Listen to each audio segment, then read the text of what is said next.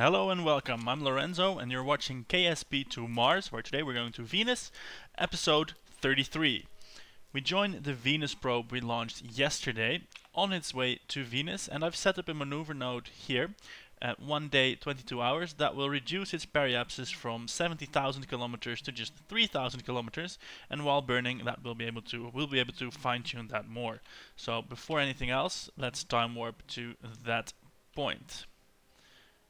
Again, I can let... What? Are all my alarms gone? I hope not. That would be a pity. I had a whole list of alarms set up, but... Well, I might have to repopulate that because, a minute ago I still had all of them. Let's have a look here.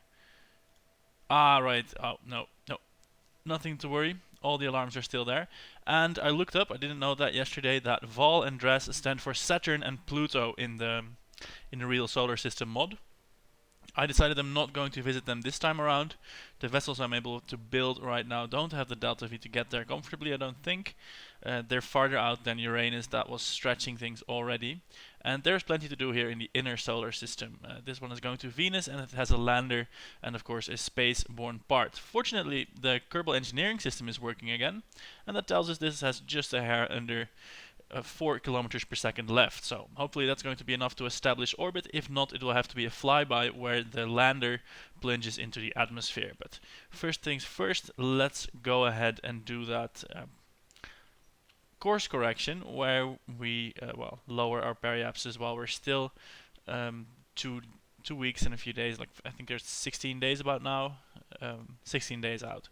So let's do that first.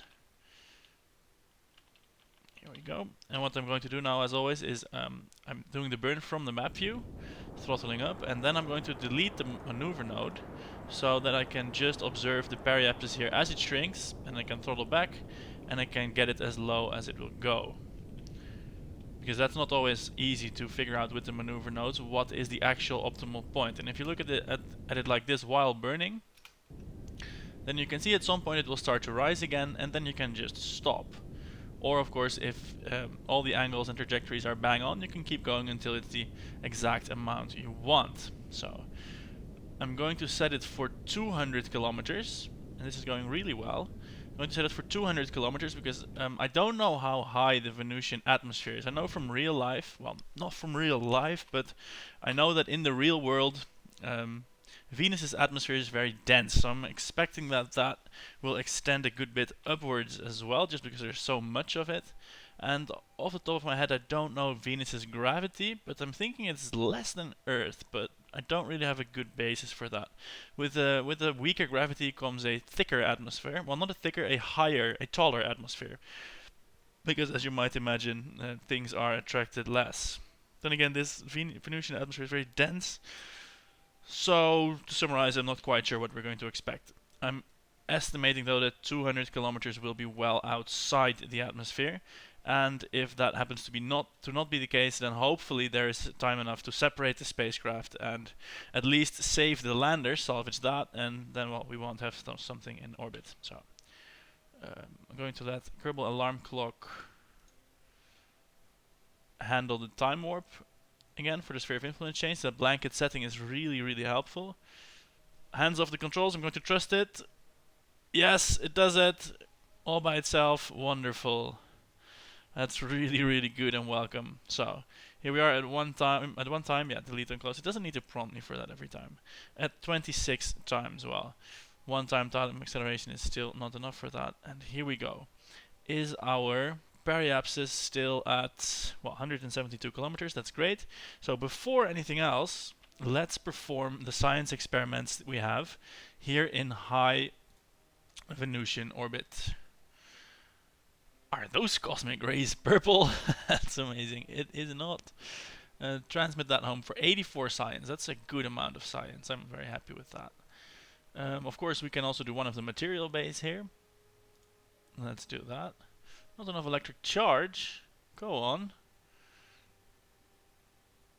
I'm going to wait with that then until we have recharged our batteries. Maybe I need to orient the solar panels towards the sun better. Let's rotate the craft a little bit. Ooh, it's sensitive, motherfucker. There we go. That should do a little bit better.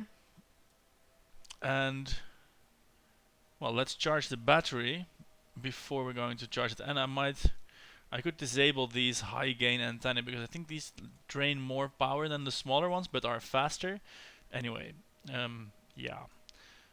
Let's do the materials bay on this power. Oh, it's only 35 to transmit. Oh, it's only 20%. That's why. Yes, I want to transmit the data. There it goes. Yes, I'm going to disable if I can do that. No, I can't do that. Well, it's the high power drain antennae first. No way to disable them. I should have packed more batteries for that. And one goo from here. That's 21 points. Yes. And the mother load, what I'm expecting anyway, the gravity data. So 21 science points from the goop. Of course, the other ones are for space near Venus, and then the lander has a materials bay for when it's landed, and of course the gravity sensor and the temperature sensor are going to be performed in the atmosphere as well. Although depending on how hectic that gets, that may or may not work. We'll have to see and figure that out. Gravity data 56 points. That's also a wonderful amount of points, and this is probably going to drain the batteries again, which is a pity. Let's see. I want all the points, 35.5 points. I want more points. It's giving me 0 points every time now. I'm not sure if I'm just losing it because it's transmitting it slowly, or I'm getting it at the end. I don't. Am I getting it at the end though? Let's have a look. No, I think you just lose it when that happens, and that's very, very annoying. Oh well. Better pack more batteries next time. So now is the time to decide whether or not we're going to do a capture burn or just make it a flyby. We have, the engineer tells us, 3.8 kilometers per second of delta V. So we're going to make a maneuver node to put us into orbit. Oh, and that's easily possible. So that's wonderful. We can put this satellite in orbit over Venus, no problems. I'm going to make it a 2 kilometer per second burn. Then we have plenty left to well, change our orbit if the need arises. So that's great. And let's see, will this burn happen in the shade or in the light? It will happen in the light. So great, that means we can do our science while that burn is happening, meaning we can just go ahead and time warp until that point. Let me find the proper orientation for this maneuver node. It's wonderful how just a few kilometers per second now seems like such a trivial amount. In the stock game, 2 kilometers per second is a very, very major burn. I honestly don't think I can go back to playing stock Kerbal Space Program now that I've, well, played around with the real solar system mod. If you haven't yet and you're watching this, do give it a go. It's a lot more challenging, it's a lot harder, especially in the liftoff, the launcher design, but it's so worth it because things are large and amazing, and that whole sense of achievement that you could have lost in the stock game if you've played it a lot is back with a vengeance, so that's good. Now we're going to see if 170 kilometers will actually count as not in the atmosphere, which is quite important. And because that imminent possibility of destruction has just, well, I've just been reminded of that really, I'm going to do the science for near Eve space now, because if I don't, I might not get the chance. Go on, transmit that, and don't lose any data please. Now I'm going to just wait until this science is completely recharged, and then do the goo container from here. I like, even though it's very annoying, I like how these experiments are not repeatable anymore. It really makes you think about what you bring and where you're going to use them. So that adds a little bit of depth to the whole science mechanic. Are my solar panels oriented properly towards the sun? Not in the slightest. I'm going to rotate like this, and then we can get a lot more science. So look, that's charging a lot faster now. We have 2 minutes until I have to start this burn. Oh, actually I have to start the burn now because, of course, while it's not an ion engine, it's not a mainsail either, so this burn is going to take a while. Although if I do start it now, my periapsis is going to drop, and well, it's not going to drop tremendously, is it? And I'm going to wait a little bit. It doesn't really matter if it's not super efficient because we have all the time in the world. I'm just going to thrust at a quarter thrust just for the show of it. So let's do the goo. 21 science. Nothing groundbreaking, but 21 more science points. Always, always welcome. And of course the magnetometer from here. Log magnetospheric data. That's 84. That's really good. That's lovable. That's amazing. That's just great. Just great. Oh, I just hate it how this eats all the charge. I got 67 of that 82, so that's just 20 points vaporized in the lack of electricity. So kids, bring along batteries, or this readout could be wrong. That is also possible. Let's do the gravity data here. Gravity scan near Eve. That's 56 points instead of the sensor records slight variances in gravity as you pass over a massive crater site. That's nice text. That's something that could happen.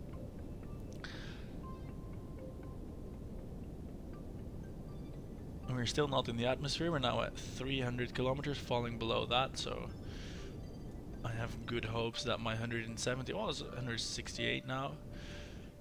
I'm going to try and get my. Hey, we're actually over a massive crater. That's good flavor text, or maybe that was random. I'm going to try and make it land on land, the lander, but I have no idea if that is going to be feasible. Well, it's feasible, but I have no idea if I'm going to be able to do that. That's what I'm trying to say. This is again a very large planet, so I'm probably going to suffer from the real solar system size delusion, where I think if I put it here, it'll easily make it to there, and then it won't. So we'll see about that. There's a good land mass here, though, although the path I'm having over it is mostly over water. So what I could do is change my plane into the orbital, or into the polar one, but then again that would take a lot of delta V, which I'm not going to do. Oh! Oh! Oh! Re-entry effect. No! Okay, the atmosphere starts at 250 kilometers. Are we heating up as well? Yes, we're heating up. Oh. Okay, that means that this is now toast. I'm happy I did the science. Come on, pod, break away. I want to control that bit. Very good. Oh, these solar panels need to retract because I need them for electricity generation on the surface. Are the batteries charged? The batteries are charged. Lock the SAS system in place. Well, that's it for selecting a landing site. Let's see if we can make it do a gravity scan from here. Wow, that was slamming into the atmosphere pretty damn hard. This still counts as in space. Well, oh no! I cannot transmit it because that would run me out of power, and that would, well, basically strand the probe. Wow, we're going at 8 Gs already. Wow, this Venus planet is not getting around. Holy shit. So that means no orbiter. Fortunately, the science was radioed home, and now we get to see if this decoupler is starting to. What the hell kind of decoupler is that? Where is that decoupler? Which is that? Do we even have a decoupler here? Oh, this is the heat shield, of course, which is now getting very, very hot. Is it ablating already? Yes, it is ablating. Right. So gravity scan from the upper atmosphere. I'm going to save that. Gravity scan can't be done right now, probably because we're decelerating at 10 Gs. That's fair enough. So far though, the re-entry vehicle is holding up great. I'm assuming that the orbiter, well, that probably died because that doesn't have any heat shielding. And we have dropped to about 5 kilometers per second of speed. And once again, I'm very happy that I did the orbital or the spaceborne experiments before trying to establish an orbit, because, well, that would have been a disaster. That would have been a lot of wasted science. This engine proves to be completely superfluous. At least we're not going to fire it and boost into this atmosphere. No way. I am excited to do the science here. I have the solar panels intact. I have the atmospheric spectroscopy meter, the gas chromatograph mass spectrometer. I want to do that as soon as we're landed.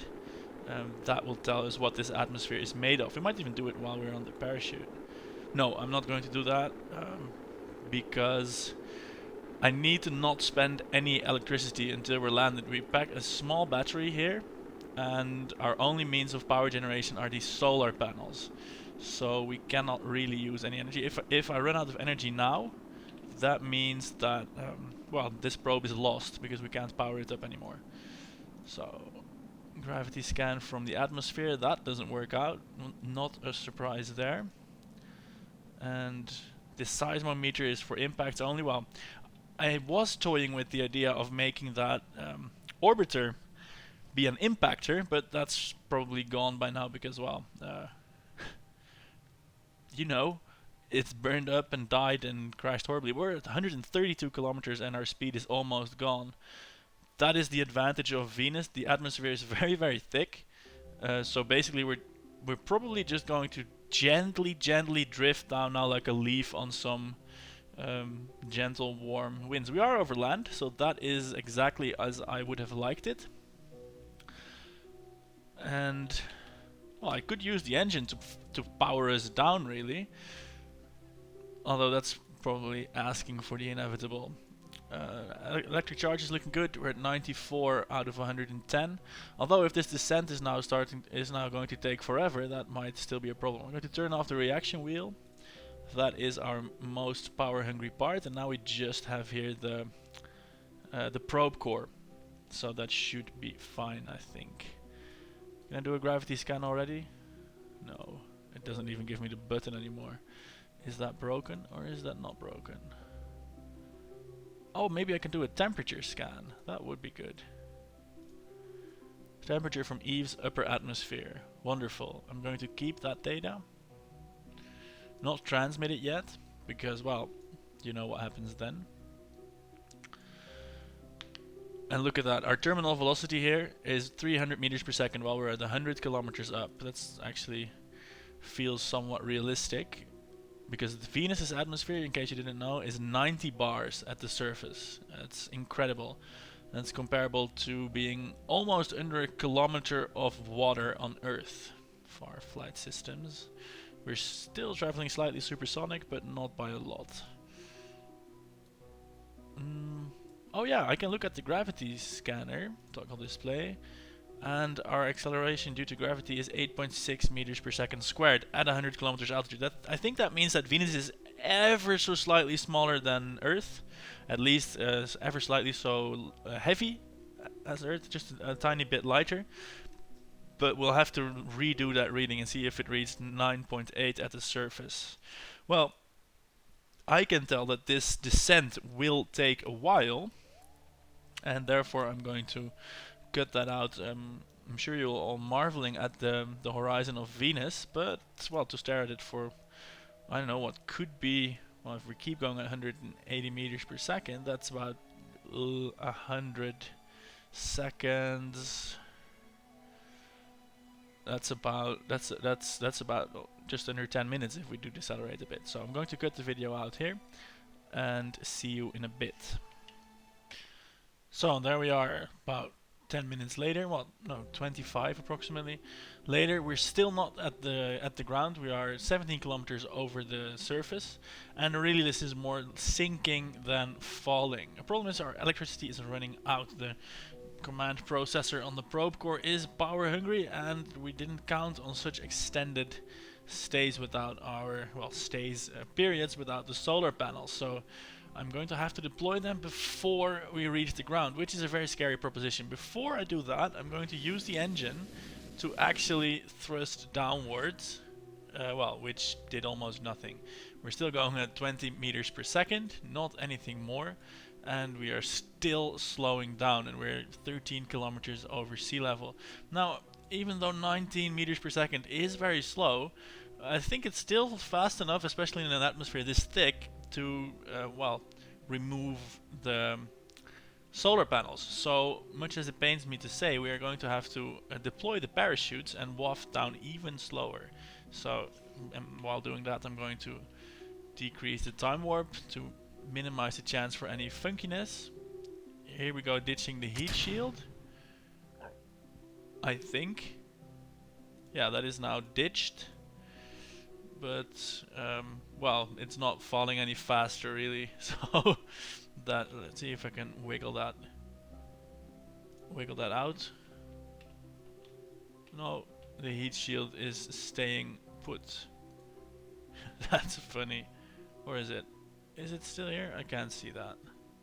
Oh, I think it is gone. I have no idea where that heat shield went. It just vanished. So, we're at 9 units of electric charge, so no dawdling. And I'm going to deploy the parachutes. And look at that. We're at 11 meters per second now. Oh, they only deploy at an altitude of 500, not at any pressure, so they are still slowing us down, and I'm going to go ahead and deploy one solar panel and hope that it doesn't break off, because if it does, we're in trouble. Let's see, deploy this one. Fortunately, this... Oh, no! Oh, that's one solar panel gone. And that could mean that the lander is getting down safe and sound without being able to do any science, which would be terrible. Can we change this where the altitude where it opens now? Good parachute, hell no. I want it to open now so that it goes so slow enough that we can open the goddamn solar panel. It says we're gonna make it to the ground in 40 seconds. That should be enough in the batteries department, but then again, now we have the parachutes deployed. Shall I cut them? We're probably going to land softly enough. Yes, I'm going to cut the parachutes because otherwise... Oh, damn it. Everything seemed to be going so well. Cut the parachute. We are sinking slowly deeper into this abyss. I'm going to fast forward time until we're at like 0.2 units, and at the last second I'll go ahead and deploy that last solar panel so that, well, maybe that won't break.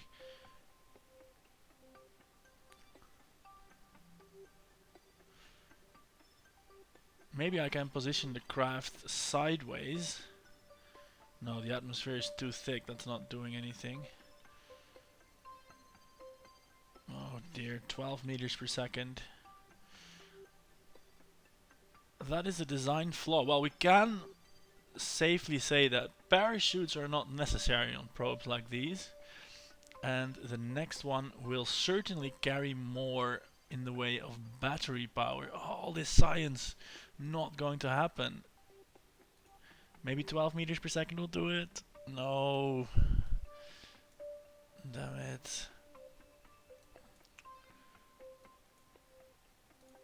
Temperature scan. 24 science points. Not going to make it home. Can we do this? No, we ran out of juice. There's no way we're going to control it. Of course, we are going to have a look at it. Oh, that stings. That stings. That is so nasty. Running out of power with the otherwise perfect landing. Should have stuck bigger batteries on it. But look, every little hexagon here on the probe core has been used. It hasn't even. There were 2 free spaces. Oh no, those were the attachment points of the solar panels, of course. Look, every point has been used, so I thought, well, I put one battery, that should be enough for a descent. Well, it wasn't. God damn it. I even turned off the reaction wheel. Oh, pissed off now. This is horrible. This is horrible. Well, 6 kilometers is still going to take forever, so I'll see you when we're near the surface, see if we could have made the landing without parachutes, because that's of course still interesting to find out. And here we are, finally coming up on the surface, 1.5 kilometers to go, and while I was sinking into this planet, I was thinking it's not at all inappropriate to lose a probe in the atmosphere of Venus. That has of course happened quite a while, because remember, around here the pressure is 90 bars, and the temperature, at least in the real world, or in the real solar system, the actual real life, real solar system in the actual universe, the temperature is also quite hot enough to melt lead. It's like 400 or 500 degrees if I recall. So the probes that were sent in there, mostly by the Russians, not all of them made it down to the surface, and indeed not all of them were designed to. So in a way, it's paying homage to history by, well, losing this probe deep down into the Venusian atmosphere. Of course, I don't think the Russians ever lost one because they just didn't put a large enough battery on it. But oh well, very similar to artistic license and that kind of stuff. One thing that happened to the Russians that was fairly embarrassing, I think, on the level of just not packing a big enough battery, was one of the probes that did make it to the surface and land. That had a probe that would it had an electrode, a surface sampler that would swing out on a hinge, hit the dirt and sample it. Sample its electrical conductivity, I think. It also had a camera, and the camera had a lens cap, so we know that it wouldn't get damaged en route. The thing lands, completely successful, and decides to take a picture. It pops the lens cap off, and that flies away without a second thought in the world, and they take a beautiful picture of the Venusian landscape. Second is that surface soil sampler, and you might feel this one coming. It plops out of the probe. Oof, we might have needed a parachute after all. Well, or not. We could have done the atmosphere sample and the materials bay. Oh no, we didn't have an antenna anymore. Anyway, lost probe.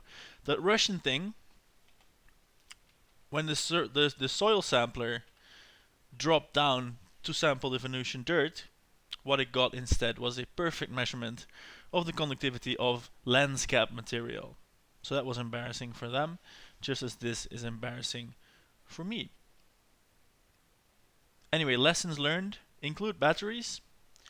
Don't include parachutes. Well, yeah, include parachutes because this is not an acceptable landing. Maybe even include landing legs. I mean, why the hell not? So the next probe here to Venus, that will have bigger batteries and otherwise be pretty much the same probably. And the next probe to Mars will also include bigger batteries, and that will have the parachutes because it's probably going to need them. This was it for today's episode. Oh look, the game is not content with having me spend time here. Let's see if what our launch window. We're not going to go to Vol or Dress, which are Saturn and Pluto.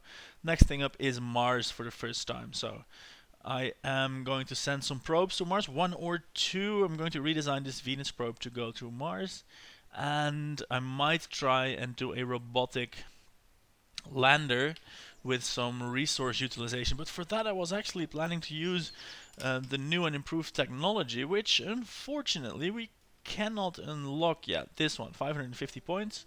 And, well, I don't think it's a stretch to say that we would have had 217 from the surface of Venus. Unfortunately, well, we lost the probe. So, check back tomorrow to see what I'll do about that. I'm probably just going to launch a probe to... I can't see that now. Going to launch a probe to Mars and do any other course corrections that come up and gather science that way. So thanks for watching today. If you liked it, hit the button, write a comment or share it with your friends, and if you didn't, subscribe because that makes me a happy man and a proficient and prolific space launcher. So again, thanks for watching. See you later. Good night. Bye.